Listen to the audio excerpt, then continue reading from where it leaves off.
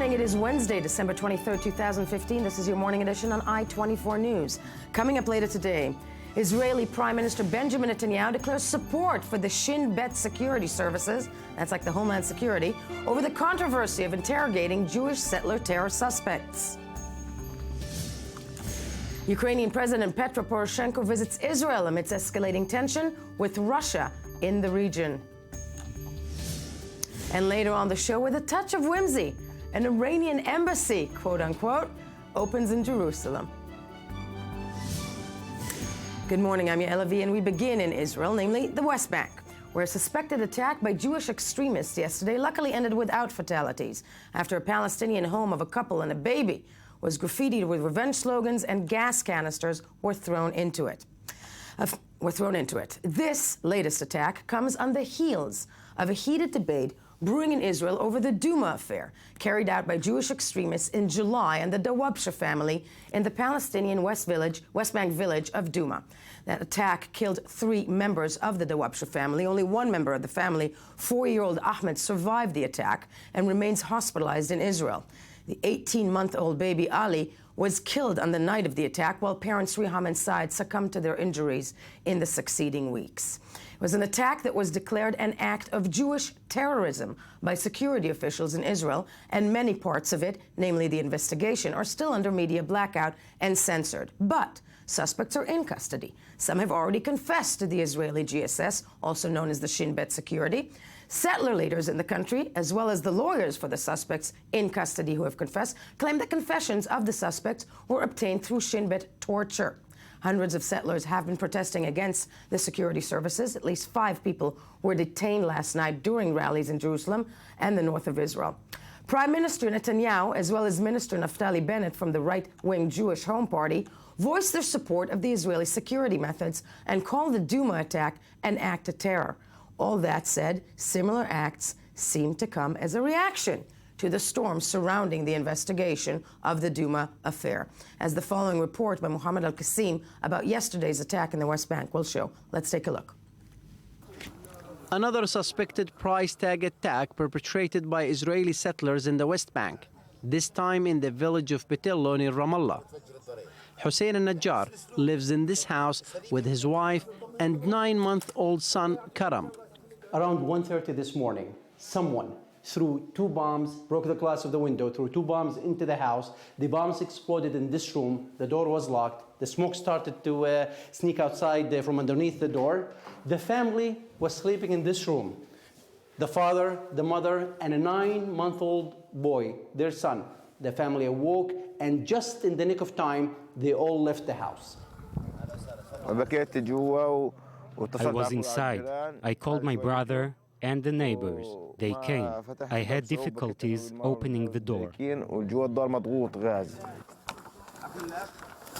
Hussein, still in shock, said his family suffered severe smoke inhalation and added that he suspects Jewish extremists from a nearby settlement.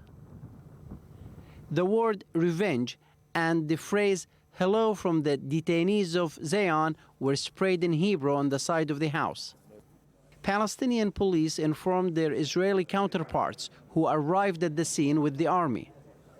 Hussein said that these attacks happen frequently, but it's the first time with a gas bomb. It's the first time they use gas here.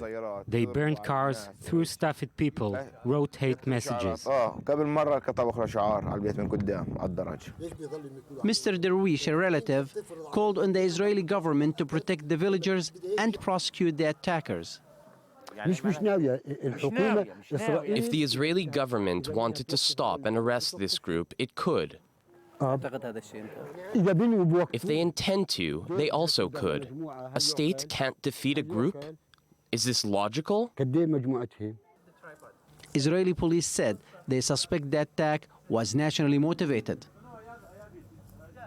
I'm joined in studio by Haaretz settlement reporter Chaim Levinson. Good morning to you. With us, of course, also Ami Kaufman, I-24 News contributor. We cannot do this without I-24 News senior Middle East analyst Ali Waked. Good morning to you. To begin with, though, I would like us actually to go straight out to a short clip posted online by friends and supporters of the suspects in the Duma arson affair. That's the one that happened in July, claiming to illustrate the types of violence used by the Shin Bet interrogators. If we can take a look at that one right now. In that video, we're seeing actually, there we go. So this is a video that came out yesterday, and it's purporting to show the torture, supposedly, going on in Shin Bet security offices. Chaim Levinson, I want to ask you, and as we're looking at that, who brought out this video? Guys from Mitzar, that is friends and supporters of the people that are in custody, also ideologically supporters, but they are, now it's a huge campaign against the interrogation of the Shin Bet, of the methods that is going inside the investigation using of physical violence. It's a fact, it's not a claim. And it's a huge campaign that also many people from human rights reasons who don't support, of course, the arsons and the perpetrators are supporting this campaign. So it gets loudly and publicly. And loud and publicly. We're going to go on the phone right now. Joining us over the phone from the Outpost of Esh Kodesh is the spokesperson of the Outpost, Mr. Aaron Katzov. Mr. Katzov, good morning to you. Good morning, Yael. Thank you so much for having you on your show. Hopefully next time I'll be able to make it to the studio. Hopefully you'll make it to the studio, or we'll make it out to you live. Mr. Katzov, I want to ask you, we just saw this video that came out by a group called, I think, the detainees of Zion, or the prisoners of Zion, purporting a lot of torture, so to speak, or mechanism used on the suspects. The suspects who were settlers in custody of the Shin Bet security forces. It is no secret that those types of mechanisms of interrogation are used when it comes to terror suspects. And they're used also on Palestinians. What is the claim? What is the problem of the settler community? What is going on right now when it comes to the Duma investigation? So first of all, last week, there's a social worker, somebody who works for the government who helps kids at risk, that he was for 3 weeks in the dungeon in the Shin Bet being tortured. He was just released. He's innocent. Nobody even thinks that he has anything to do with it.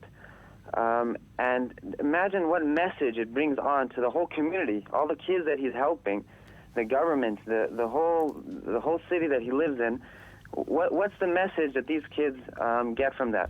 That you could take anybody, a regular mainstream person, has nothing to do with it, and to put pressure on other kids, they'll come and take him from his wife, from his children, put him in a dungeon, and torture him. Aaron, I'm going to stop you for a second, because there are those who would argue, that the Palestinian community can claim the same when it comes to people being taken out of their houses and being interrogated. I want to ask you, though, because I want to direct you to the people in the investigation about the Duma affair, okay? Mm-hmm. There is a confession. Supposedly there is a confession already by one of the suspects. Mm-hmm. What is the problem with that? And would you agree with me that the Duma affair that resulted in the death of, three members of a family, including a baby that burned to death, is a terrorist act? So that's a very good question. I want to they say history goes over itself. Let's go back to 2010, not that long ago. The Shin Bet comes out with headlines all over Israel. Chaim Perelman admits in killing 4 Arabs. He confesses after he's in the Shabak, in the basement of the Shabak, for 4 weeks without seeing a lawyer. And then what happened to Chaim Perelman? After 4 weeks, he's let out completely innocent. Nothing. Of course he'll confess. You know what? I'd confess to doing anything if I'd be hung upside down for a couple days without sleeping, being tortured. The confession doesn't mean anything till it comes to court. Not just that. My neighbor, their baby girl, was driving a couple months ago by the roads here. Arabs threw stones at her car. Her whole face was open. She was in the hospital. She had surgery on her face. They caught the Arabs. The Arab confessed. 2 months later, he was in military court, and the military court said, that's not a confession. Anybody would confess under such circumstances. So to come and say after this confession, look at history, look at the times. Chaim Levinson sitting right next to you. He could tell you much better examples than I could tell you of people that confessed, and when it came to court, the confession wasn't worth anything. Okay, if you can stay with us, I'm going to go back to Chaim Levinson and ask you, when it comes to, the mechanism used by the Shin Bet, yes. If we're listening to the settler community, what is the argument? I think, by the way, some people say that it's not terrorism. Terrorism, it's only enemies of the country attacking the country. A very famous parliament member claims that, Bezalel Smotrich, from the Jewish Eyes. So I said they are criminals. You need to interrogate them. You need to investigate them. But it's not terrorism. And the point is, we don't need to use the same mechanism that you use in Palestinian terrorists and Jewish terrorists because they are not terrorists. And this is one claim. Another claim is people are very surprised. They didn't believe that such kind of mechanism that people know that is used in the Palestinian interrogation, but no one cares and no one is aware for that. And I write about it and no one cares. And people are surprised that such a thing can happen. And they're very surprised. They need time to digest it, to think it's moral, it's not moral. It's a lot of a debate inside the right-wing community, inside the settlers community. Across the world, we're looking at interrogations in that way also by American administrations when it comes to the Middle East. This and the death penalty, you can discuss it forever and ever and many sides. So they're surprised.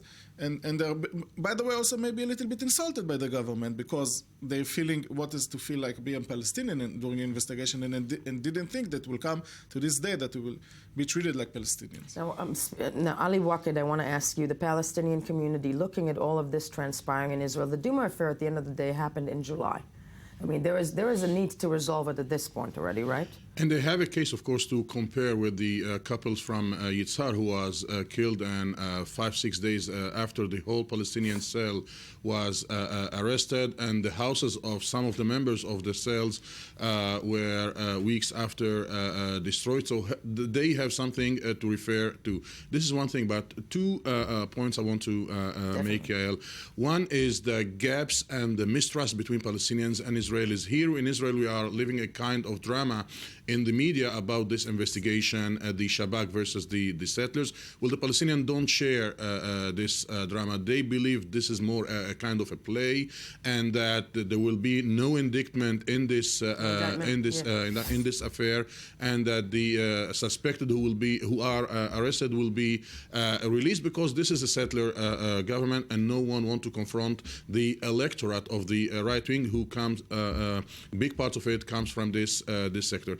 The second, the second point, Yael, is that the Palestinians are calling upon everybody to see the kind of methods that the Palestinians have to pass through, and they say also that some of the confessions they make are due also to the violent nature of the interrogations. Of the interrogation, but it's the time to go then straight. If we're talking about the Palestinian community, I would like us to be joined by Mr. Barghouti, who's joining us from Ramallah, I believe, by Dr. Mustafa Barghouti, General Secretary of the Palestinian National Initiative. Dr. Barghouti, good morning to you. Good morning. I want to ask you, because when it comes to the Duma investigation, the Palestinian Authority, I'm assuming, is expecting the Israeli security services to resolve it at this point, isn't it the case? I didn't get your question. Can you repeat it, please? When it comes to the Duma affair, the killing of the Dawabsha family, how does it resonate that right now that there's supposedly a confession from one of the detainees in the affair, a Jewish man? Is the Palestinian community or the authority happy with the way the investigation has come along, and sees it as being part of the way to resolve it at this point, or bring them to justice, the perpetrators? Well, bringing people to justice is always a positive thing, but that does not make us happy for two simple reasons. First of all, the acts of terrorism that are conducted by illegal settlers in the occupied territories are happening more frequently these days. Of course, the emphasis now is on the issue of Dawabshe and the burning of the boy Abu Khdeir in Jerusalem. But there are many other incidents. Yes, the day before yesterday, we could have had another Dawabshe case when settlers attacked a house in Betillo and threw bombs in it on civilians, on a mother, a father, and a child. There are hundreds of terrorist attacks in several other ways that are happening by illegal settlers constantly. So from one side, it is clear that these settlers would not have behaved in this vicious manner and conduct these terrorist acts if it wasn't for the fact that the army is protecting them. That's one point. The second point is that, as you can see, and nobody can deny that, what we have here is a double standard. There are two different laws, two systems of security and two systems of laws for two people in the same land. I mean, you have a system of apartheid. If a Palestinian is suspected of doing something, his house is demolished, his family is threatened. Even if he dies, his body is withheld. But look at the way the Israeli terrorists are treated. In my opinion, unfortunately, today Israel is consolidating itself with its system, with its legal system, as a system of apartheid and racial discrimination. And this is bad for Palestinians and Israelis in the long run. Now, Chaim Levinson, thank you, Dr. Barghouti. Also, if you can say with us, Chaim Levinson, how often do these attacks, what we know as price tag, are attempted or carried out in the West Bank over the course of the last several months? It's a huge decrease since the Duma assassination, the Duma affair 4 months ago, because a lot of also acts of the army took and the security service took, that administrative detention of a few prominent activists, and also maybe like 40 administrative warrants that prevent people from going to the West Bank. So it's a decrease, but price tag still happens. Some of them is violence, some of them are targeting property, and some of them are also trying to take life. But if we analyze yesterday's attack on the house, they throw inside two gas canister, but they can also burn the house. They can also throw in the same way to get to the house, broke the windows, throw in Molotov cocktail in order to burn the house and kill the people, like happened in Duma. They didn't do that. I don't know why, but I can maybe assume that they're afraid from being in the Shin Bet arrested and tortured, and they hear the stories of their friends and what's going on, and maybe they're afraid. So maybe the system starts to take steps that will prevent such attacks in the future. Speaking of the system, Benjamin Netanyahu was very, very vocal yesterday. Ali, you want to say? I want to say that there are many incidents that do not reach the media and, of course, do not reach the Israeli authorities. And what we heard yesterday from the Palestinian is that the Palestinians do not appreciate the separation or the division that we in the Israeli media tend to do between moderate settlers and radical settlers. We seem to present like Yitzhar, Alon Moreh, and Kiryat Arba and the Hebron as extreme, and all the others are moderate. The very high percentage of the tag price attacks were taking place in the so-called moderate settlers area. And for example, in the region of Ramallah, Tel Mond are kind of presented as angels in comparison to the settlers of Yitzhar and Kiryat Arba, but yet many attacks take place in the villages in the region of Ramallah, in the so-called moderate settlers area.